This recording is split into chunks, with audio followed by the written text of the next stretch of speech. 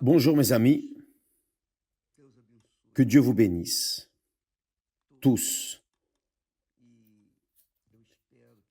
Et j'espère que notre méditation viendra éclairer, éliminer les doutes et faire en sorte que vous veniez comprendre Dieu, le comprendre, avoir la sensibilité envers sa voix, sa parole, car sa parole, sa voix est puissante. Elle est puissante.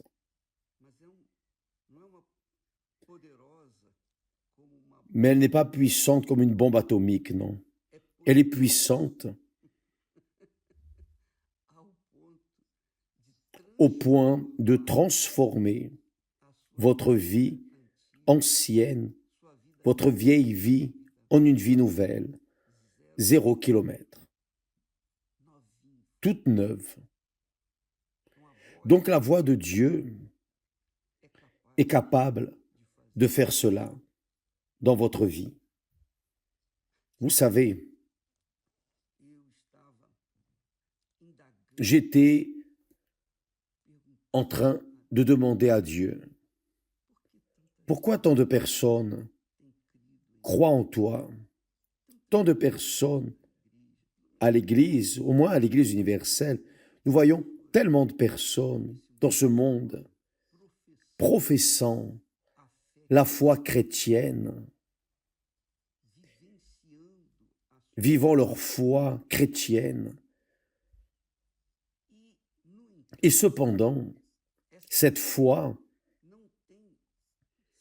ne se matérialise pas dans la vie de ces personnes comme elle le devrait, parce que devant la parole de Dieu, toutes les choses sont venues à l'existence. Ce qui n'existait pas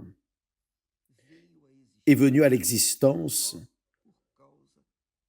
à cause de la parole de Dieu uniquement. Sa voix est puissante au point de séparer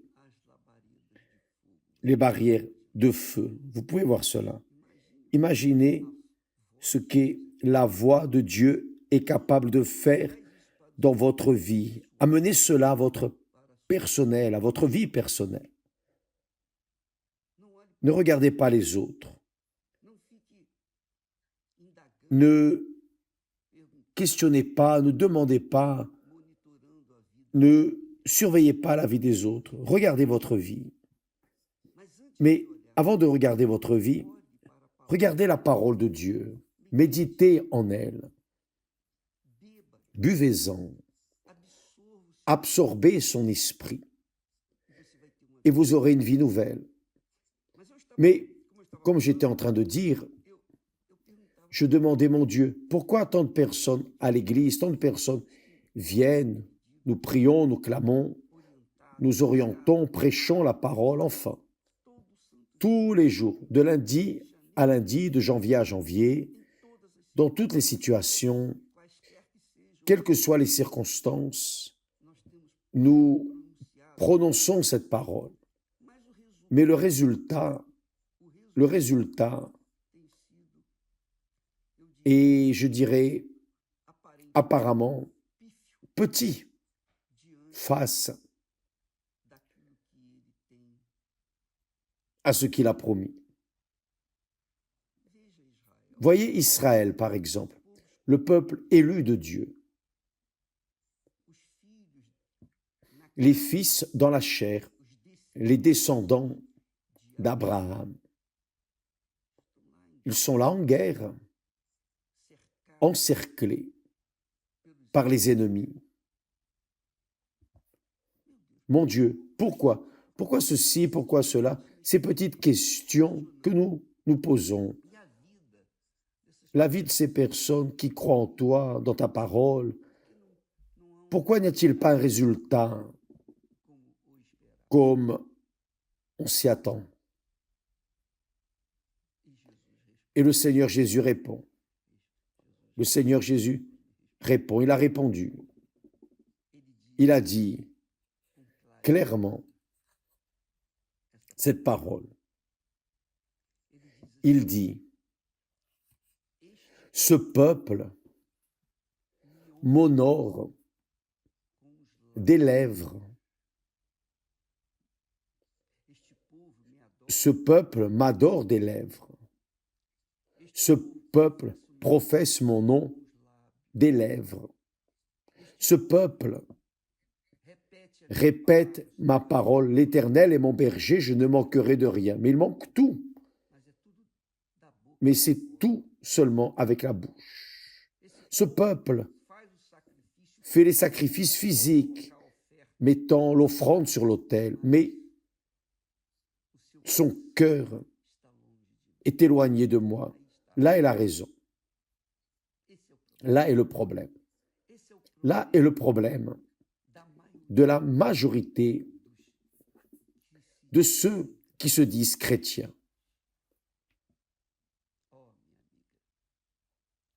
Mes chers amis, vous qui vous dites chrétiens et ne voyez pas vos rêves se réaliser en Christ Jésus, là est la réponse. Et la culpabilité, la faute n'est pas de Dieu, la faute n'est pas de l'Église, la faute n'est pas du pasteur, de l'évêque, la faute n'est pas du mari, de l'épouse, des enfants, des parents, non. La faute est de chacun. C'est cela, la faute est de chacun d'entre nous. C'est la réalité.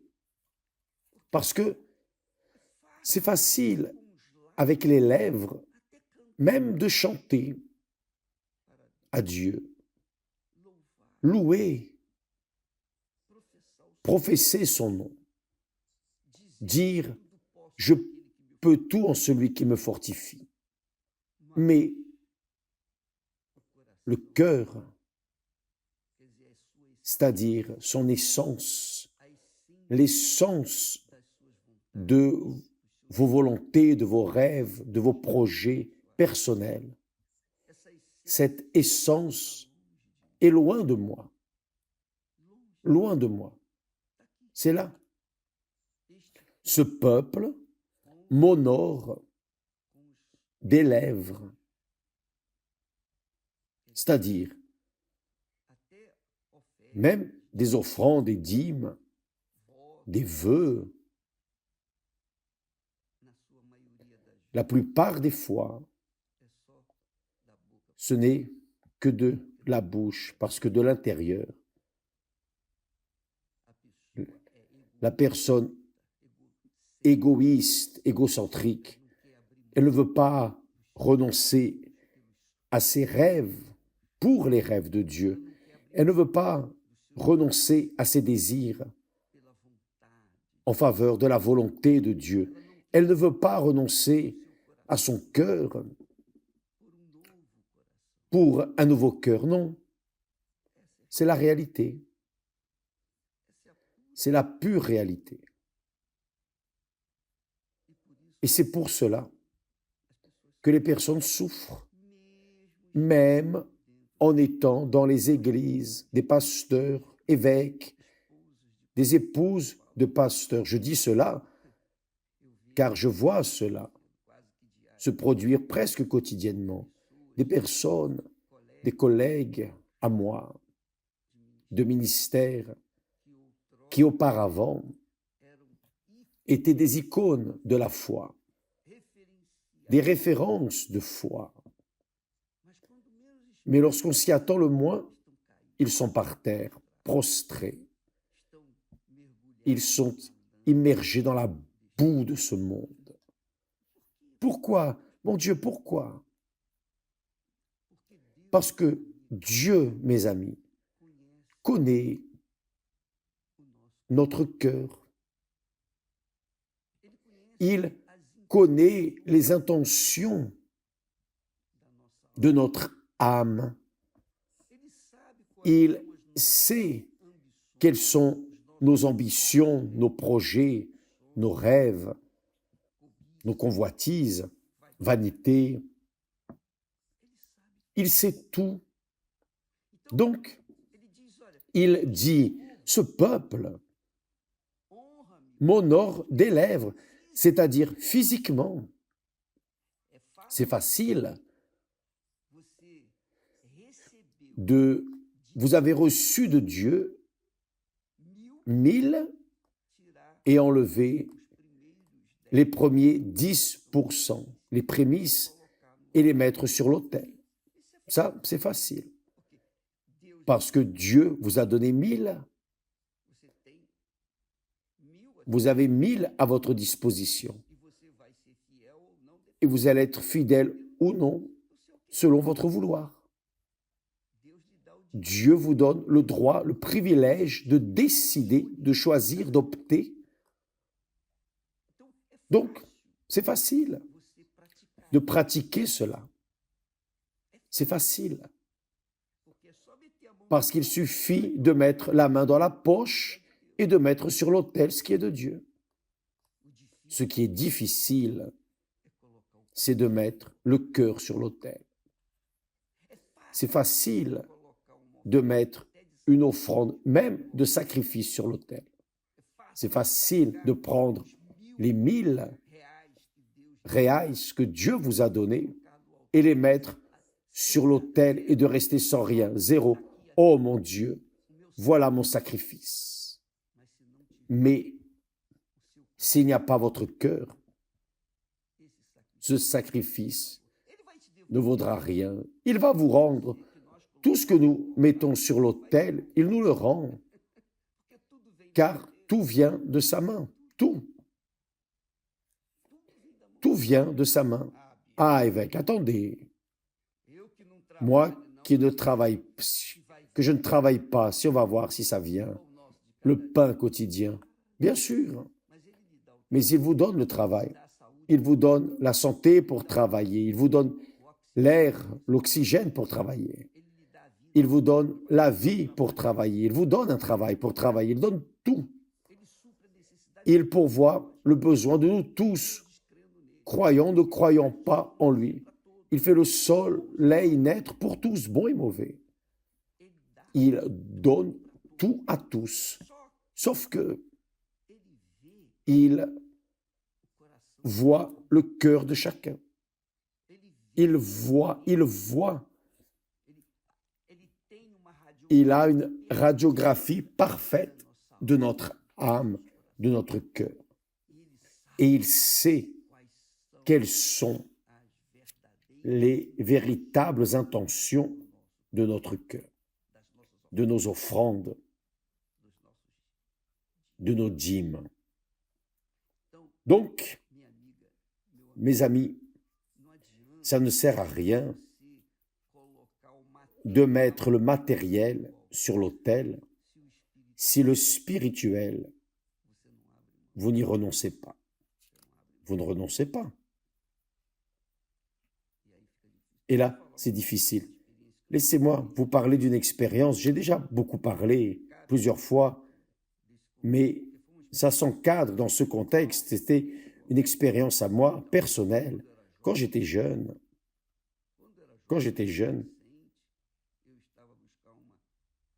Je cherchais une fiancée, bien sûr, une personne qui pourrait faire la paire avec moi. Et Dieu,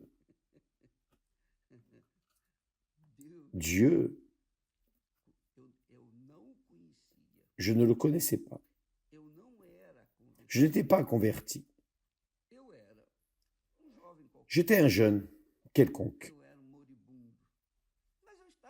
J'allais à l'église, j'assistais à des réunions car j'aimais écouter la parole de Dieu. Et Dieu, la première fois que j'ai vu Esther, il a dit, c'est elle qui sera ta partenaire, ton épouse. Cette voix est venue en moi. Du rien. Je n'étais pas converti. Je ne connaissais pas le Seigneur Jésus, mais c'est la première fois que le Seigneur s'est révélé à moi. Il a révélé sa volonté. Mais sa volonté était contraire à ma volonté. Parce que, à l'instant, j'ai dit non. J'avais un profil d'une jeune différente. Et là, j'ai gémi.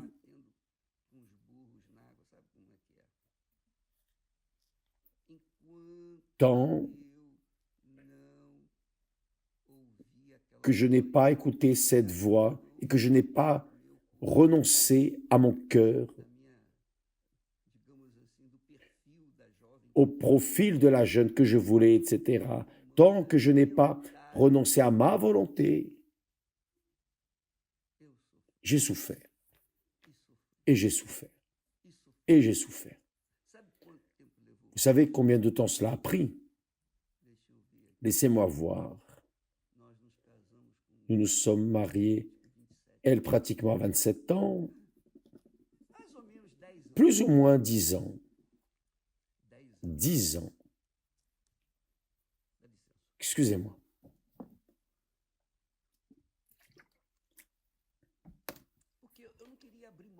Parce que je ne voulais pas renoncer à ma volonté. Et ça, c'est la situation. Les personnes ne veulent pas renoncer. D'où vient la volonté? Notre volonté personnelle, du cœur. Le cœur. Le Seigneur Jésus dit cela, exactement cela. Ce peuple m'honore des lèvres. C'est physique, matériel. C'est une offrande, ce sont les dîmes. C'est la fréquentation de l'Église, le travail d'évangélisation, les œuvres de charité, les bienfaits que nous faisons aux autres personnes. Mais le cœur, son cœur est éloigné de moi. Que veut dire le cœur éloigné de Dieu? Le cœur éloigné de Dieu, c'est le cœur éloigné de l'autel. C'est ça. Dieu veut le cœur sur l'autel. Bien sûr, lorsque vous mettez le cœur sur l'autel, tout y va. Le paquet y va entier. Car le cœur est celui qui décide de ce que la personne veut. C'est le Seigneur de chacun de nous, c'est le cœur. C'est lui qui commande. Il nous commande de nous marier avec tel avec qui nous ne devrions pas.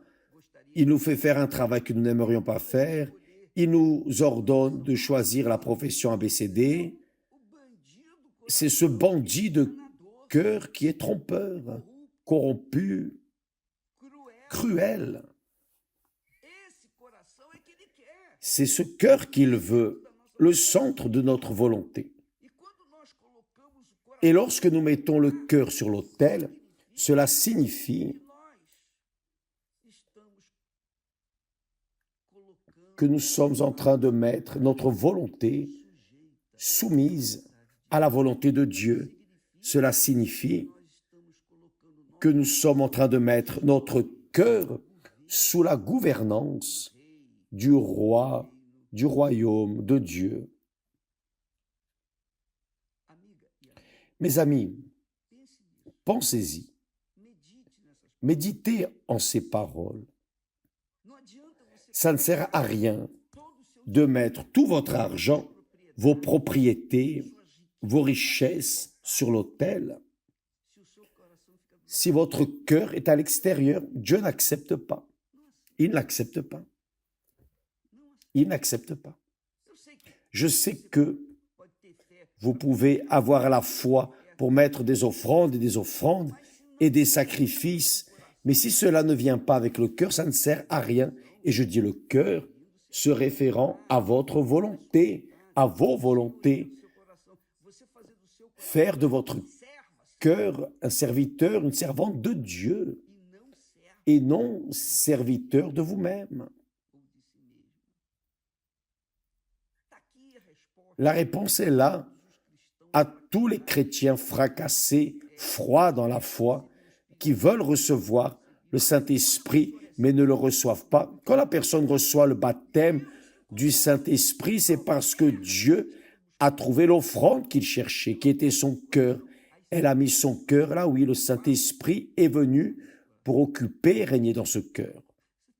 Comprenez-vous, mes amis? Comprenez-vous la racine du problème que vous affrontez?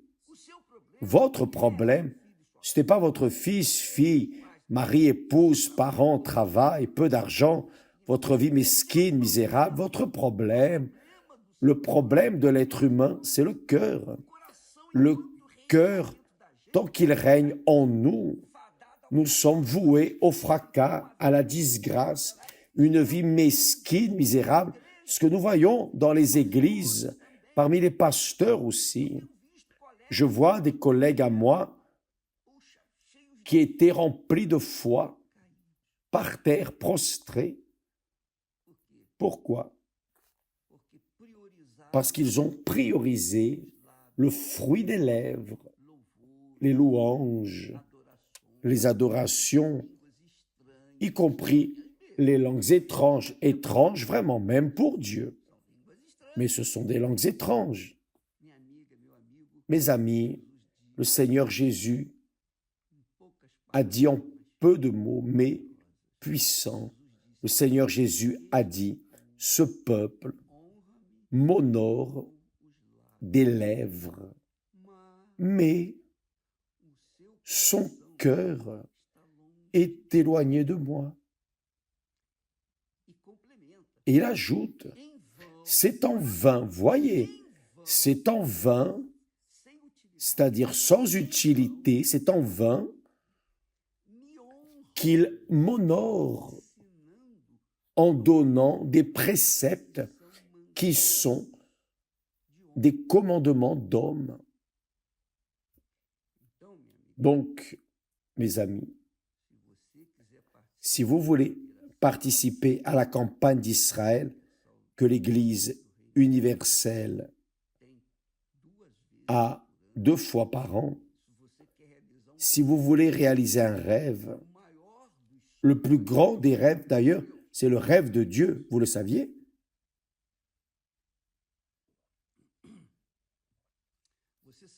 Saviez-vous que le rêve de Dieu, c'est vous? Saviez-vous que vous êtes dans les plans de Dieu, qu'il rêve d'habiter en vous, de faire sa demeure en vous? Saviez-vous que la gloire de la dernière maison est précisément le Saint-Esprit? Le Saint-Esprit est la gloire de la dernière maison. Cette gloire, c'est le rêve de Dieu. Il veut mettre en vous, dirigeant, conduisant votre cœur.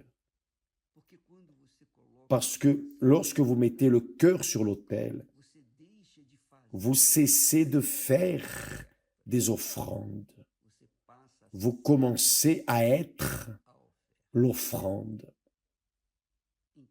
Comprenez-vous? Vous êtes en train de faire des offrandes, des sacrifices. Mais lorsque vous mettez le cœur, qui est ce que Dieu veut pour faire sa demeure, faire descendre sa gloire pour descendre en vous, vous cessez de faire des offrandes pour être l'offrande vivante sur l'autel de Dieu, où que vous alliez. Là, ce n'est pas seulement quand vous allez à l'église, non, ou que vous venez au temple, non. Vous êtes une offrande vivante chez vous, vous êtes une offrande de Dieu vivante chez vous, parmi vos êtres chers au travail, à l'école, dans la rue. Votre conduite sanctifie le nom du Seigneur Jésus, où que vous alliez. Son nom est sanctifié dans votre vie lorsque vous devenez l'offrande vivante. Avez-vous compris, mes amis? Dieu est esprit. Vous le savez, n'est-ce pas? Ne savez-vous pas que Dieu est esprit? Bien. L'Esprit de Dieu cherche des cœurs pour y faire sa demeure. Et alors, exhaler le parfum de notre Seigneur Jésus-Christ, où que ce cœur aille. Donc, ce cœur devient la propre offrande de Dieu, l'autel de Dieu. Ah, quelle chose merveilleuse! Vous rappelez que le Seigneur Jésus a dit, lorsque tu apportes ton offrande à l'autel, si tu te souviens que ton frère a quelque chose contre toi, laisse ton offrande devant l'autel, ne la donne pas. Retourne et réconcilie-toi avec ton frère. Et ensuite, fais ton offrande sur l'autel. Parce que Dieu n'accepte pas l'offrande qui sent les rancunes, les ressentiments, qui sent les mauvaises intentions, l'offrande nauséabonde. Nauséabonde, Dieu ne l'accepte pas. Il accepte l'offrande qui est pure, sincère, transparente. L'offrande où il peut habiter, l'offrande où il peut descendre et faire sa demeure. C'est le cœur. Ce qui est arrivé avec le premier temple, la première maison que Salomon a construite pour Dieu. Mais ensuite, Dieu s'est retiré de là, car le peuple est entré dans le péché et ce temple a été détruit. Il a été emporté par les ennemis à Babylone. Donc, le Seigneur Jésus est venu à ce monde pour reconstruire un nouveau temple, une nouvelle maison, un nouveau cœur, pour qu'alors il puisse faire sa demeure, son habitation. Vous comprenez cela? C'est pour cela que beaucoup de personnes, les pauvres, vivent des années à l'église, 20 ans, 30 ans, 40 ans, et la vie ne change pas. Et elle ne va pas changer tant qu'elles ne renoncent pas à leur cœur, tant qu'elles ne renoncent pas à leur volonté, à leurs désirs, leurs convoitises, leurs plaisirs, leurs péchés, enfin, de tout. Mettez le cœur sur l'autel. Soyez la propre offrande, l'offrande vivante, pierre vivante, pierre vivante. Nous en parlerons un autre jour, mais sachez cela. Dieu ne regarde pas ce que vous êtes en train de mettre sur l'autel, mais il regarde ce qui vous a fait mettre cela sur l'autel. Si c'est un cœur intéressé, un cœur égoïste, mais vous mettez l'offrande, une grande offrande, un sacrifice, parce que vous êtes rempli d'envie de prouver aux autres que vous êtes de Dieu. Je suis de Dieu, je suis de Dieu. Regardez mon offrande. Offrande pourrie.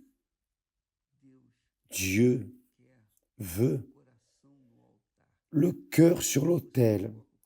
Quand vous mettez le cœur sur l'autel, le Seigneur Jésus a dit que c'est l'autel qui sanctifie l'offrande. Avez-vous déjà lu cela? Ce n'est pas l'offrande qui sanctifie l'autel. Ce ne sont pas les dîmes qui sanctifient l'autel. C'est le temple qui sanctifie l'offrande. C'est l'autel qui sanctifie l'offrande, la dîme. Mais si les dîmes et les offrandes, même si elles sont des sacrifices, ne sont pas avec un cœur livré, dévoué, rendu, l'autel ne sanctifie pas et la personne reste des années dans l'église, même devant l'autel, et rien n'arrive. Dieu la voit. Mais Dieu est en train de dire, tu vois, ces personnes, ce peuple, m'honore des lèvres, m'honore avec des offrandes, des dîmes, des sacrifices, mais son cœur est éloigné de moi. C'est fini, ça ne sert à rien. Ça ne sert à rien. Si vous avez le cœur blessé, rancunier, des sentiments de vengeance, ne participez pas à cette campagne d'Israël, car ça ne va rien résoudre. Vous allez mettre des offrandes, Dieu va vous rendre. Il ne vous devra pas l'offrande, mais rien ne va arriver. Vous allez rester sans rien. Ne faites pas ça. Si vous faites quelque chose pour Dieu, faites-le de tout votre cœur, 100%. Mettez toute votre âme. Toute votre âme. Soyez sincère, transparent. Car si ce n'est pas ainsi, l'autel ne sanctifiera pas votre offrande. Et vous allez sucer le doigt. Avez-vous compris, mes amis? Nous allons commencer le jeûne de Daniel le 11. Aujourd'hui, on est le 1er. D'ici à 10 jours, le 11, nous allons commencer le jeûne de Daniel. Si vous faites le jeûne de Daniel avec un cœur tourné vers vous, voulant répondre aux caprices de vos vanités, de vos désirs, de vos convoitises, ne participez pas, car rien ne va arriver. Dieu veut descendre sur votre cœur, même si c'est un cœur rempli de péché. Ce n'est pas grave.